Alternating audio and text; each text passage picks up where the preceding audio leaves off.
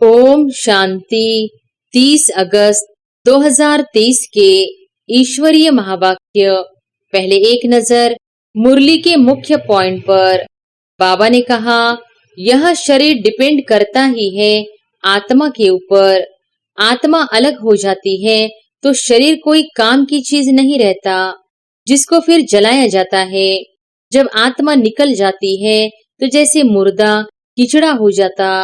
किचड़ा होता है तो कहते हैं कि इस किचड़े को जला दो।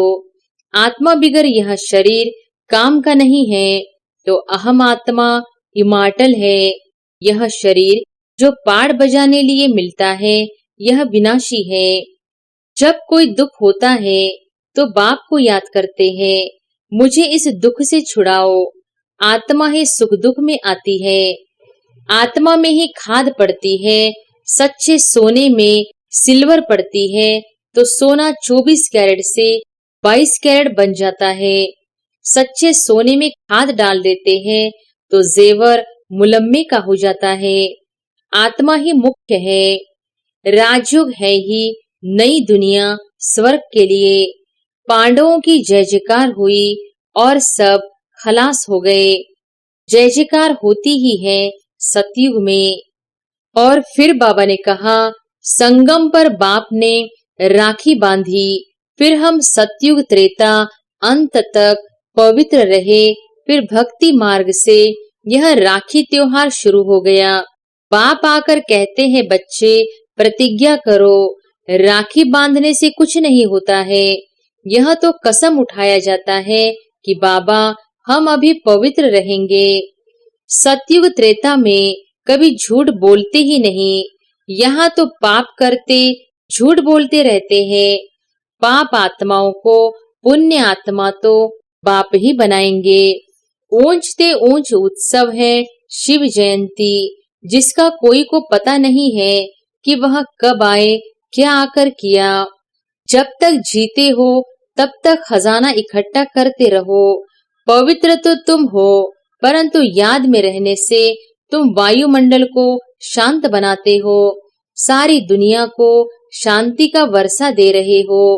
और फिर लास्ट में बाबा ने कहा, तुम जानते हो जितना बाप को याद करेंगे माया का असर नहीं होगा। माया के तूफान भी आते हैं ना। बाप तुम बच्चों को पढ़ाकर त्रिकालदर्शी बना रहे हैं। बाप कहते हैं, अपनी शक्ल देखो।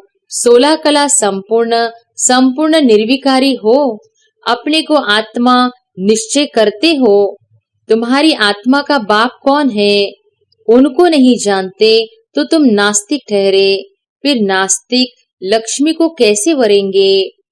जिन्होंने यह प्रतिज्ञा की वही स्वर्ग के मालिक बने।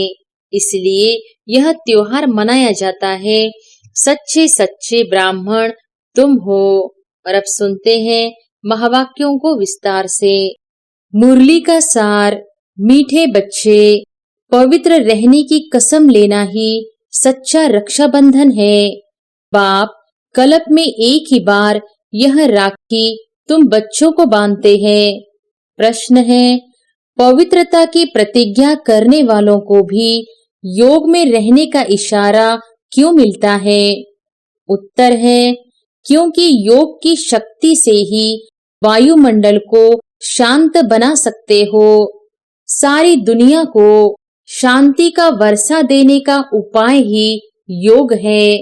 तुम बाप को याद करते हो विश्व में शांति फैलाने के लिए। जितना बाप को याद करेंगे उतना माया का असर नहीं होगा। बाप का यही फरमान है, बच्चे अशरीरी भव। गीत है, भैया मेरे राखी के बंधन को निभाना। ओम शांति। बेहद के बाप का बच्चों प्रति फरमान है कि अशरीरी होकर रहो, अर्थात अपने को आत्मा निश्चय कर इन कर्मेंद्रियों से अपने को अलग समझो। यह शरीर डिपेंड करता ही है आत्मा के ऊपर। आत्मा अलग हो जाती है तो शरीर कोई काम की चीज नहीं रहता, जिसको फिर जलाया जाता है। जब आत्मा निकल जाती है तो जैसे मुर्दा कीचड़ा हो जाता, कीचड़ा होता है तो कहते हैं कि इस कीचड़े को जला दो। आत्मा बिगर यह शरीर काम का नहीं है, तो अहम आत्मा इमार्टल है। यह शरीर जो पाड़ बजाने के लिए मिलता है, यह विनाशी है। आत्मा निकल जाती है तो यह शरीर कोई काम का नहीं रहता, बदबू हो जाती है। शरीर के बिगर आत्मा साइलेंस रहती है। बाप समझाते हैं, तुम्हारी आत्मा का स्वधर्म है साइलेंस। तुम जानते हो, हम आत्मा वास्तव में परमधाम की रहने वाली है। परमपिता परमात्मा भी वहां रहते हैं। जब कोई दुख होता है तो बाप को याद करते हैं, मुझे इस दुख से छुड़ाओ। आत्मा ही सुख दुख में आती है। बहुत सन्यासी आदि है, कहते हैं आत्मा निर्लेप है, परंतु नहीं, आत्मा में ही खाद पड़ती है। सच्चे सोने में सिल्वर पड़ती है तो सोना 24 कैरेट से 22 कैरेट बन जाता है। सच्चे सोने में खाद डाल देते हैं तो जेवर मुलम्मे का हो जाता है। आत्मा ही मुख्य है। आत्माओं का बाप है परमपिता परमात्मा। वही आकर इस समय बच्चों को कहते हैं, अब शरीर का भान छोड़ दो, मैं आत्मा हूँ, बाप के पास जाता हूँ। हम है पांडव। पांडवों का प्लान यह है, पहले यादव यूरोपवासी, फिर कौरव और यह है पांडव। बरोबर महाभारी लड़ाई लगी और फिर जय जयकार हो गया। यह राजयुग है ही नई दुनिया स्वर्ग के लिए। पांडवों की जय जयकार हुई और सब खलास हो गए। जय जयकार होती ही है सतयुग में। राखी का त्योहार भारतवासी मनाते हैं, राखी बांधते हैं। अभी यह बच्चे जानते हैं, राखी एक ही बार बांधते हैं, जो फिर हम 21 जन्म पवित्र रहे। तो जरूर कलयुग अंत में राखी बांधने वाला चाहिए। राखी कौन आकर बांधते हैं, कौन प्रतिज्ञा कराते हैं? स्वयं बाप और जो उनकी वंशावली ब्राह्मण हैं। सच्चे सच्चे ब्राह्मण तुम हो। ब्राह्मण ही राखी बांधते हैं। बहन भाई को बांधे, यह भी झूठी बनावट है। बुजुर्ग लोग जानते हैं, आगे ब्राह्मण ही आकर धागे की राखी बांधते थे। वह कोई ऐसे नहीं कहते कि तुमको पवित्र रहना है, पवित्रता को वह जानते ही नहीं। तो यह राखी उत्सव जरूर संगम पर हुआ है। कितना वर्ष हुआ? 5000 वर्ष। संगम पर बाप ने राखी बांधी, फिर हम सतयुग त्रेता अंत तक पवित्र रहे। फिर भक्ति मार्ग में यह राखी त्योहार शुरू हो गया। कहते हैं यह उत्सव परंपरा से मनाते आए हैं, परंतु ऐसे तो है नहीं। 5000 वर्ष में हम एक ही बार राखी बांधते हैं। जब द्वापर से पतित बनते हैं तो वर्ष वर्ष राखी बांधते हैं, क्योंकि अपवित्र बनते हैं। जैसे वर्ष वर्ष रावण को भी जलाते हैं, वैसे वर्ष वर्ष राखी भी बांधते हैं। वास्तव में इनका अर्थ तुम समझते हो। बाप आकर कहते हैं, बच्चे प्रतिज्ञा करो। राखी बांधने से कुछ नहीं होता है। यह तो कसम उठाया जाता है कि बाबा हम अभी पवित्र रहेंगे। तो ड्रामा में इन उत्सवों की नूंद है। सतयुग त्रेता में राखी बांधने की दरकार नहीं रहती। वह है ही वॉइसलेस वर्ल्ड। इस समय अपनी है चढ़ती कला, फिर तो उतरना होता है। हम फिर सतो प्रधान देवता बनेंगे। ब्राह्मण कहते हैं हम अभी ईश्वर की संतान हैं, फिर देवता बनते हैं। बनाने वाला है परमपिता परमात्मा। मनुष्य से देवता निराकार परमपिता परमात्मा बनाते हैं। मनुष्य नहीं बना सकते। उन्होंने मनुष्य का नाम डाल दिया है। श्री कृष्ण को भी द्वापर में ले गए हैं। तुम पतित से पावन कलयुग अंत में बनते हो, फिर सतयुग आना है। अगर द्वापर में आए तो फिर कलयुग का नाम गुम हो जाना चाहिए। यह रॉन्ग बात है। जब रॉन्ग हो तब तो बाप आकर राइट बनाए ना। अभी सब झूठे हैं, झूठी माया झूठी काया। बाप आकर बच्चों को सच्चा बनाते हैं। सतयुग त्रेता में कभी झूठ बोलते ही नहीं। यहाँ तो पाप करते झूठ बोलते रहते हैं। पाप आत्माओं को पुण्य आत्मा तो बाप ही बनाएंगे। जैसे दीपमाला पर सारे वर्ष का हिसाब किताब चुकतू करते हैं ना, तुम्हारा फिर आधा कल्प का जो पापों का खाता है वह भस्म होता है और पुण्य का खाता तुम जमा करते जाते हो। यहाँ ही जमा करेंगे तब 21 जन्म लिए फल मिलेगा। बाप को याद करने से ही विकर्म विनाश होंगे। नया कोई पाप नहीं करना चाहिए, पुराना खाता खलास करना है। बाप को बतलाते हैं कि बाबा हमसे यह पाप हुआ, अच्छा आधा माफ है। इस जीवन में भी छोटेपन में पाप किया है तो वह बतलाने से आधा दंड कट जाएगा। बाकी आधा के लिए फिर भी मेहनत करनी पड़ेगी। इस जन्म की जीवन कहानी से आगे का भी पता पड़ जाता है, क्योंकि संस्कार ले आते हैं ना, फिर उनकी अवस्था का पता पड़ जाता। यह तो समझते हैं दिन प्रतिदिन नीचे ही गिरते आए हैं। दुनिया तमोप्रधान बनती जाती, पाप बढ़ते जाते हैं। फिर पतित पावन बाप आकर राखी बांधते हैं, अर्थात प्रतिज्ञा कराते हैं, तो तुम पवित्र बन जाते हो। परंपरा अर्थात हर 5000 वर्ष बाद यह सच्ची सच्ची राखी बाप से बंधवाते। फिर उसकी रस्म रिवाज आधा कल्प चलती है।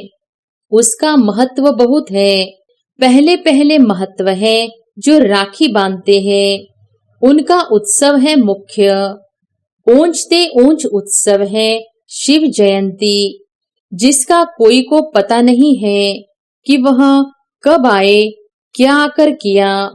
इब्राहिम, बुद्ध, क्राइस्ट आदि कब आए यह तो सब जानते हैं ना। उनसे आगे सतयुग त्रेता में क्या था वह हिस्ट्री ज्योग्राफी कोई जानते नहीं। देवी देवताओं की राजधानी कैसे स्थापन हुई, कितना समय चली, यह कोई जानते नहीं। मुख से कहते हैं सतयुग के लक्ष्मी नारायण सर्वगुण संपन्न, 16 कला संपूर्ण, संपूर्ण निर्विकारी थे। लक्ष्मी नारायण तो हुए महाराजा महारानी। उन्हों का बचपन भी चाहिए। बच्चों का किसको पता नहीं है। राधे कृष्ण को फिर उल्टा द्वापर में ले जाते हैं। यह मनुष्यों की अपनी कल्पना है। सतयुग की आयु भी लाखों वर्ष लिख दी है, इतनी तो होनी नहीं चाहिए। खुद भी कहते हैं 3000 वर्ष बिफोर क्राइस्ट बरोबर देवी देवताओं का राज्य था, तो फिर सतयुग को इतने वर्ष क्यों देते हैं? सहज बात है ना। परंतु माया पत्थर बुद्धि बना देती है, जो बिल्कुल ही भूल जाते हैं कि हम देवी देवता थे। नंबर 1 ही जब नारायण बनता तो उनको यह ज्ञान नहीं होता। ज्ञान प्राय लोप हो जाता है। बाप कहते हैं अभी तुमको ज्ञान देता हूँ।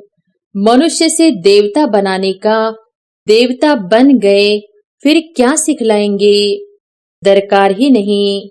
तो राखी का उत्सव भी तुम जानते हो। यह सब उत्सव वर्ष वर्ष होते हैं। कुंभ का मेला, सागर नदी का मेला भी बड़ा भारी लगता है। सागर और ब्रह्मपुत्रा नदी का मेला मशहूर है। सागर तो बाप है, उनसे पहले यह ब्रह्मपुत्रा निकली, फिर वृद्धि होती जाती है। सागर और ब्रह्मपुत्रा का मेला देखने में आता है। वहां फिर है नदियों का मेला, उसमें भी साफ पानी और मैला पानी दिखाई पड़ता है। वहां भी हर वर्ष मेला लगता है। वर्ष वर्ष जाकर पतित से पावन बनने स्नान करते हैं। अभी तुम संगम युग पर हो। बरोबर इस समय तुम ज्ञान सागर से आकर मिले हो। यह है संगम का सुहावना समय, जबकि आत्माओं का परमपिता परमात्मा से मिलन होता है। तुम बच्चे जानते हो, जो भी पर्व मनाते हैं वह सब अभी के हैं। आज है रक्षाबंधन, बाबा थोड़ी राखी भी ले आए हैं। अब बाबा पूछते हैं, किसको शिव बाबा से राखी बंधवानी है वह हाथ उठावे। पहले 2-4 ने हाथ उठाया।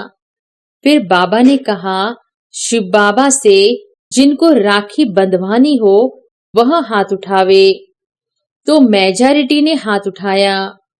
बाप दादा बोले, क्या तुम सब पावन नहीं बने हो जो राखी बंधवाते हो? फिर मम्मा से बाप दादा ने पूछा, तो मम्मा बोली, राखी तो बांधी हुई है। देखो, बाबा ने बच्चों की परीक्षा ली तो सब फेल हो गए। मम्मा ने ठीक कहा, तुम तो पवित्र हो ही, बाकी ज्ञान की धारणा पर मदार है। खजाना तो मिलता ही रहेगा। जब तक जीते हो तब तक खजाना इकट्ठा करते रहो। पवित्र तो तुम हो, परंतु याद में रहने से तुम वायुमंडल को शांत बनाते हो। सारी दुनिया को शांति का वर्षा दे रहे हो। पवित्रता की ही प्रतिज्ञा की जाती है। बाप को याद करते हो शांति फैलाने लिए। यह भी तुम जानते हो, जितना बाप को याद करेंगे माया का असर नहीं होगा। माया के तूफान भी आते हैं ना। बाप तुम बच्चों को पढ़ाकर त्रिकालदर्शी बना रहे हैं। ड्रामा के आदि मध्य अंत को तुम जानते हो। तुम्हारा यह भूलना भी ड्रामा में है, इसलिए फिर से मुझे आना पड़ता है तुम बच्चों को राजयोग सिखलाने। शिव जयंती मनाते हैं, परंतु अर्थ नहीं समझते। बाबा ने राखी लाई थी क्योंकि एक बच्चा नया आया था। यह पान का बीड़ा उठाना होता है। बाबा हम राखी बंधवाते हैं, हम पवित्र बन क्यों नहीं बेहद के बाप से वर्षा लेंगे, क्योंकि इसमें पवित्रता है फर्स्ट। बेहद का बाप कहते हैं, आधा कल्प तुमने विषय गटर में बहुत गोते खाए हैं। यह है ही कुंभी पाक नरक, 63 जन्म गोते खाए हैं। अब प्रतिज्ञा करो, बाबा हम भी पवित्र दुनिया में चल सुख का वर्षा लूंगा, परंतु हिम्मत नहीं देखते हैं। यह है ज्ञान मान सरोवर। इसमें ज्ञान स्नान करने से मनुष्य स्वर्ग की परी बन जाते हैं। भारतवासी लक्ष्मी नारायण आदि के मंदिर बनाते हैं, परंतु उनको पता थोड़ी ही है कि वह कब आए थे। तो यह हुई अंधश्रद्धा। तुम बच्चों को अब बाप ने आप समान मास्टर ज्ञान सागर बनाया है। जैसे बैरिस्टर पढ़कर आप समान बनाते हैं, फिर नंबरवार पुरुषार्थ अनुसार पास होते हैं। यह भी पढ़ाई है। एम ऑब्जेक्ट क्लियर लिखा हुआ है। शिव बाबा का भी चित्र है, परंतु समझते कुछ नहीं है। गाते हैं पतित पावन सीताराम। यह है ही रावण संप्रदाय। इसलिए बाप कहते हैं, अपनी शक्ल देखो। 16 कला संपूर्ण निर्विकारी हो। अपने को आत्मा निश्चय करते हो। तुम्हारी आत्मा का बाप कौन है? उनको नहीं जानते तो तुम नास्तिक ठहरे। फिर नास्तिक लक्ष्मी को कैसे वरेंगे? तुम जानते हो, बरोबर हम बंदर संप्रदाय थे, अब हम श्री नारायण को वरने लायक बनते हैं। बाप कहते हैं, मैं तुमको माया रावण के राज्य से लिबरेट करने आया हूँ। फिर रावण का बुत कभी जलाएंगे ही नहीं।